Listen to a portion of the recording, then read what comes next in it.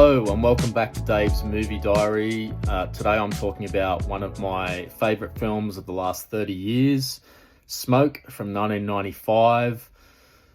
I've only got good things to say about this film. I'll end the suspense now. It gets better and better every time I watch it. I can relate more to the characters in the film. Films like this are what keep me returning to watching films. I've got a long history with it, as you can tell. It's another one that I first became aware of through Peter Thompson's reviews that he used to do on Channel 9's Sunday program. That got me interested. Like I've said on a previous pod, I used to watch that religiously.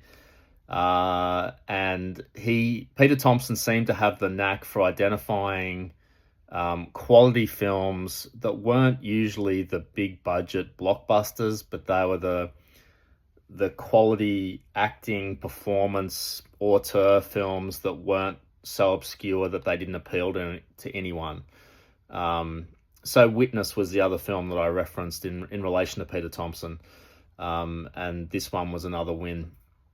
I was also a fully committed member of the Harvey Keitel fan club by 1995. He just always brought something interesting, usually intense, to every film he appeared in. So that was another reason. Just the title, Smoke, sounded cool. It's about a Brooklyn cigar shop. It just sounded quirky and interesting. The poster's good. Everything about it just seemed to grab me. I was 24, 25 when I saw this film. I was just in the right time at the right place for it to really connect, and that connection's only grown over time. And coming back to it now, 30 years after it was made, I appreciate it in a completely different way. Like I said, it's about it's set in and around a cigar shop in Brooklyn. It's run by Augie Wren. That's Harvey Keitel's character. Augie's worked there for decades, and he's a real, I guess, a quiet observer of the neighborhood. He's come from a background in the Navy, which is similar to Harvey Keitel. I think he was in the Marines, and there's a parallel there. Every morning at exactly the same time, he sets up his camera stand outside and photographs the same street corner outside his shop, and he's built up an archive of those photographs. His friend, Paul Benjamin, is a writer who's struggling after the death of his wife. He's got writer's block, seems emotionally frozen. Paul's life changes when he meets Rashid, played by Harold Perrineau, who's a mysterious young man who needs somewhere to stay. And their relationship develops into something unexpected, with Paul becoming like a father figure to Rashid, despite having no connection at all to the boy. Around them, we meet old friends, lost family members, people searching for connection, people trying to escape their past.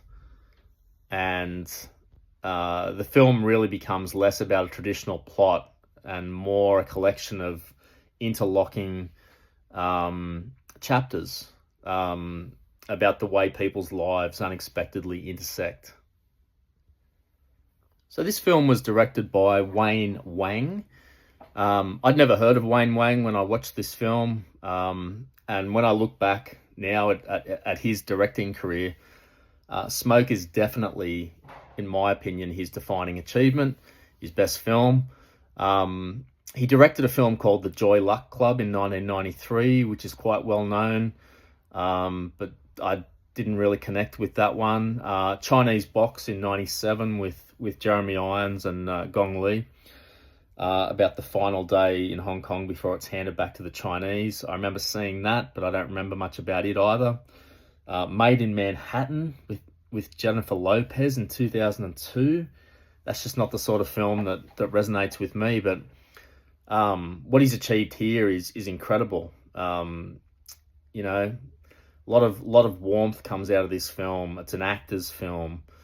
He's got confidence in just depicting these small moments, and the camera lingers on the characters and never rushes anything. And it's a master effort. Paul Auster wrote this script, and I'd never heard of Paul Auster at the time in 95, 96, whenever I watched it. Since then, probably, I don't know, 10 or 12 years ago, unrelated to Smoke, I discovered his novels, and particularly the New York trilogy, which is a collection of 3 different novellas, I guess you'd call them, that are just mind-blowing.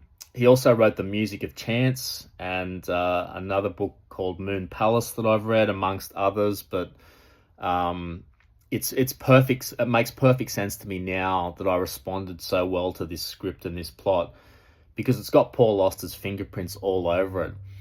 His stories often have coincidence meshed in there, strangers crossing paths.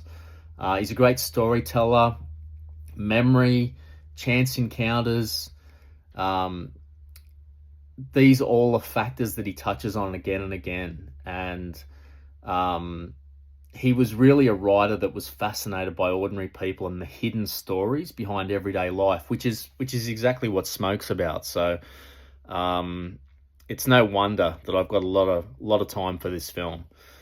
Harvey Keitel, I touched on that I was a big fan of his, and look, by this stage, when the film came out in 95, I feel like Harvey Keitel's prominence was well established. He's an interesting actor. I'd known him. I'd already been watching some of those films of his from the 70s and 80s before Reservoir Dogs came out in 92.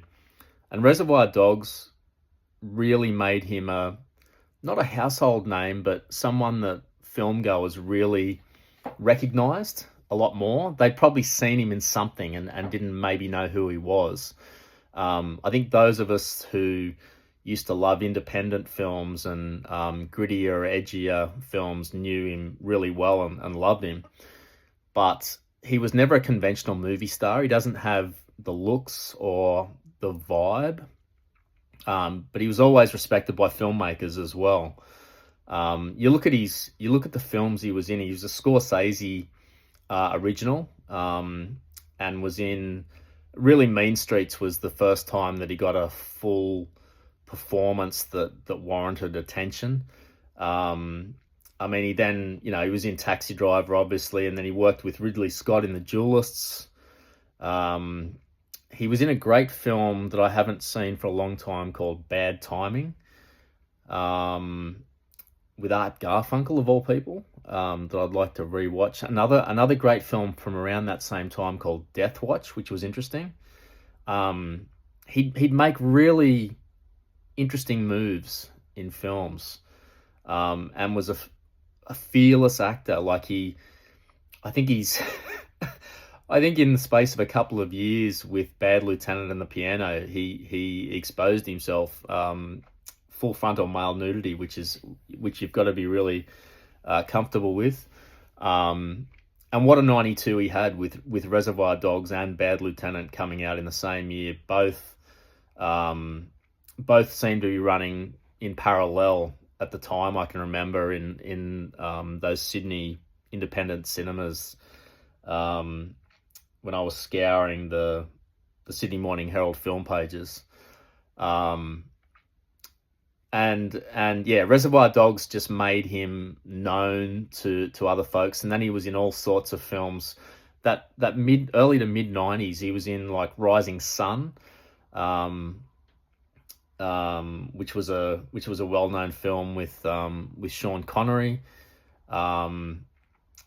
Like I said, The Piano got a lot of attention. He's fantastic in that, the Jane Campion movie.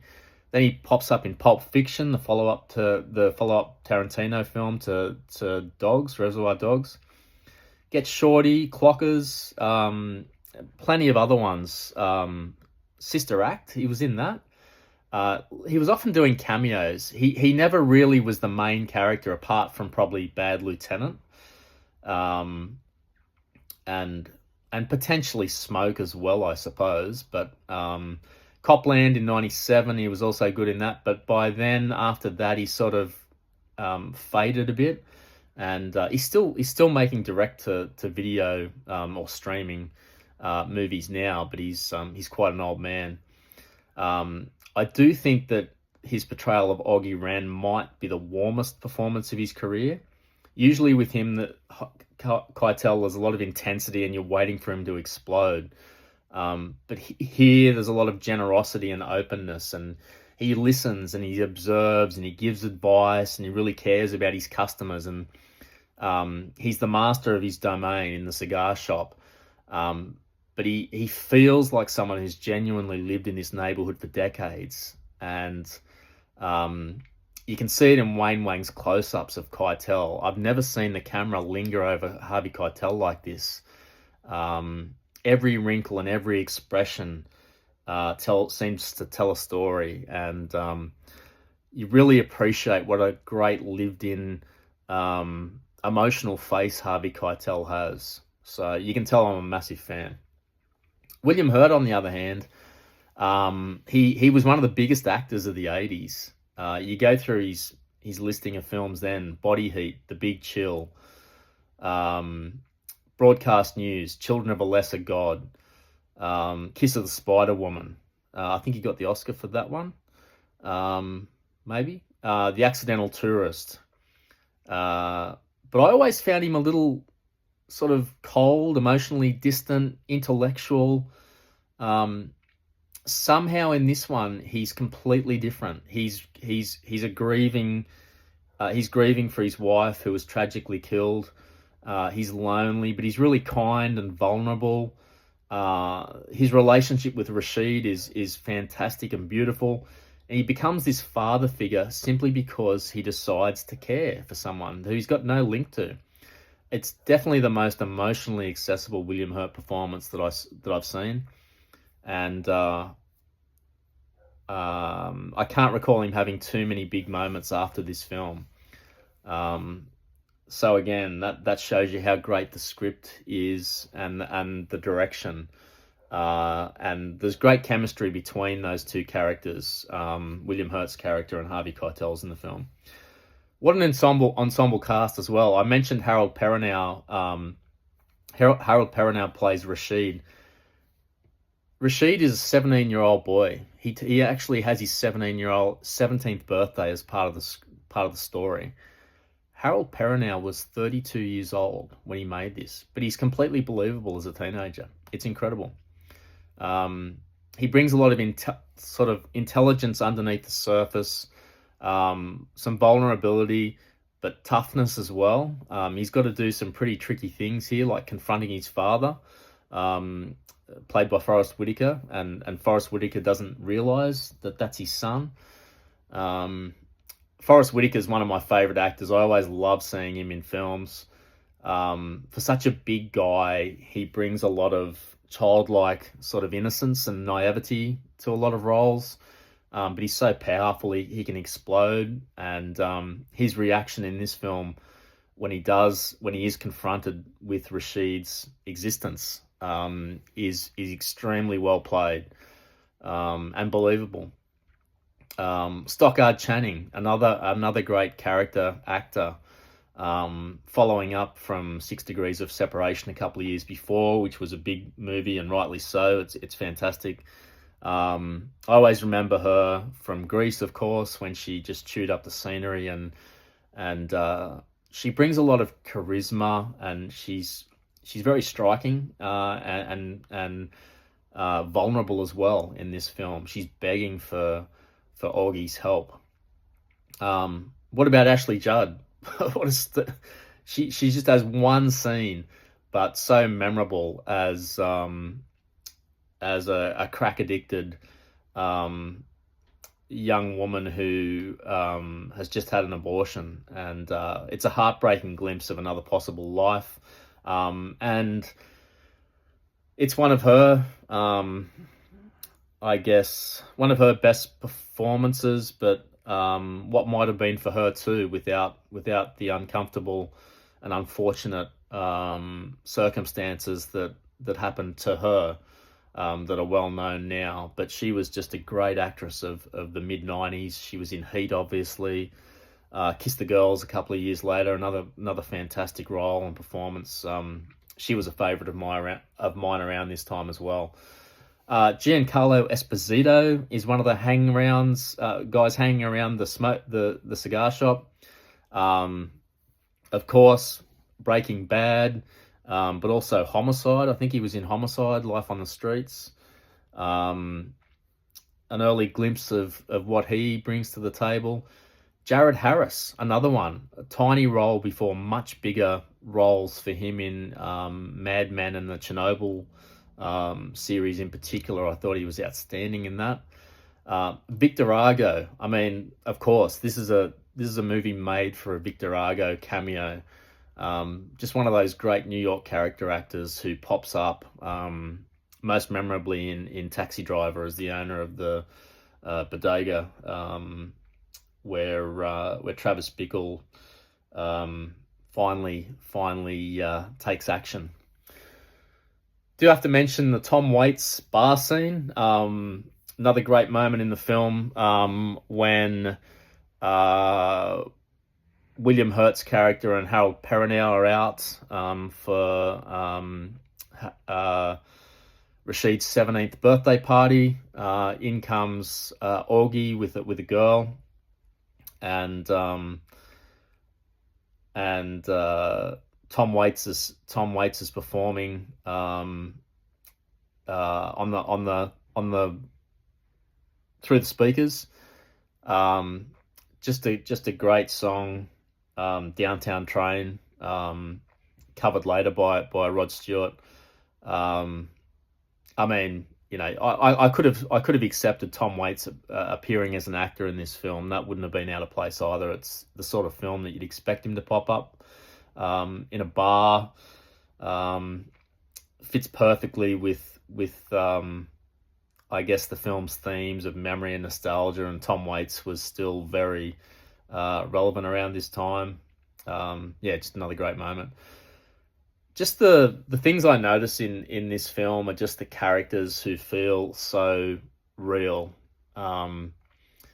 That's the biggest achievement of this film. I was trying to think, what is it about this film that I love so much? It's not immediately apparent. It's everything really, but it's how lived in it feels, and everyone seems like they belong there. They don't feel like actors that are just playing a role. They feel like people whose lives go on after the camera leaves. Another thing I thought is when William Hurt's answering his phone in 1995, wall-mounted phone.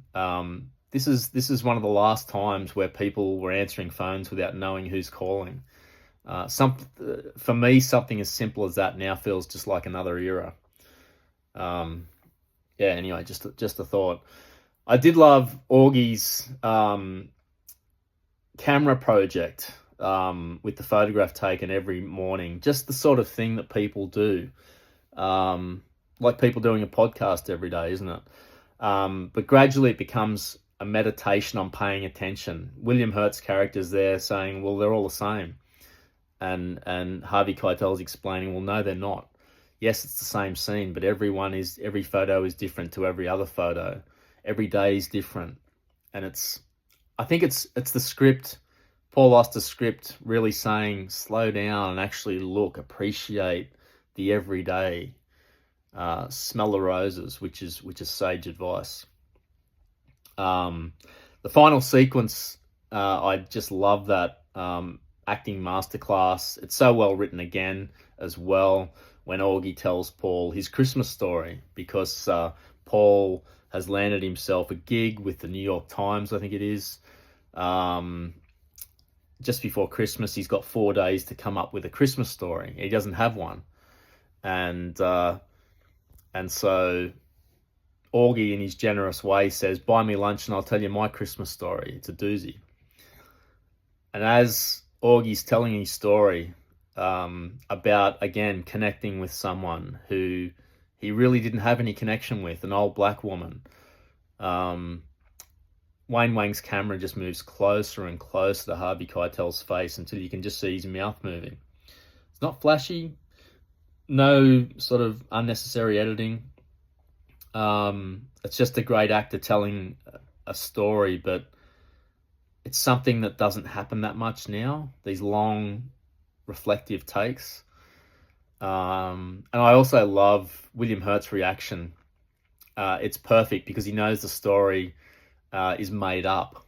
And Harvey never says so much, but he kind of, yes, agrees. But that's what a great way to end the film. Just, I guess sometimes the value of a story is what it reveals, not whether every detail happened. It's just in the telling of it and the connections, again, between two people. So look, this film, like I said, gets better with age for me. Back in 96 or whenever I saw it, around then, I loved it because of Harvey Keitel, the vibe around the film. It was slightly different, I guess. I liked the cleverness of the story, the way that it locks together. I guess that was a real trope back then. Even the naming of the chapters, Pulp Fiction had made that a thing to do. And I still love all those things, but now I really, really can relate to these characters. I'm closer in age to the characters and the actors. Like Harvey Keitel was 55 when he filmed this. I'm nearly that age now. I've experienced family and responsibility and friendship and loss, and I can understand all these emotions and what these characters are going through. Back when I was 24, 25, I was just appreciating the acting and the story and those sorts of things, but now I feel it, and that's a big difference. It's one of those great films that gets better as the viewer gets older and experiences life more. Is this a date film? Absolutely it is, for the right person. People who enjoy character-driven films will have so much to talk about afterwards. All the great characters, Augie, Paul, Rashid, how they interact, the coincidences, family, chance, friendships. I mean, there's so much to get into, and maybe you've got different takes. Maybe you'll have a discussion, a heated discussion, but I doubt it. I think all these characters are lovable. That's the other interesting thing. Even though there's some pretty major things happening, probably the only characters that are bad, if you want to call it that, are the guys who pull off the heist that leads to the cash dropping into Rashid's lap. Every other character is fully explored and has depth, and that's why they feel lived in. Is it a hangover film? Most definitely it is, because it's warm and it's gentle and it's comforting. There's some funny moments. Nothing's rushed. It's the perfect film to rewatch again and again, and it's great. It'd be a great way to ease back into reality softly with a positive note to it. So yes, definitely a hangover film. And it's also a watch alone film. This film hits the trifecta: date, hangover, and watch alone film. Maybe in some ways, watching alone is the best way. It's reflective and personal. It's a film you can pause and go and make a coffee or come back to, and it still works. You haven't lost anything. But I found that it's a film that gives you space to think about your own life and reflect on what's really important. So, look, it's just one of those rare films that succeeds in every category. It's so winning. It's funny and moving, and it's human above all. And I guess it's a film that reminded me that every person that I interact with has an entire story that that I probably don't know anything about, just the surface. And every time I watch it, I appreciate the film and life in general a little bit more. So it's really a positive watch for me every time I watch it. Hopefully talking about it this time makes me appreciate it even more and watch it more often. It is going to be really hard for me to give this DVD back to the library, which is where I got it from. So, yep, first world problem, I realise. Anyway, that is Smoke from 1995. That's my take on it. I hope you enjoyed it, and thanks as always for listening, and see you next time.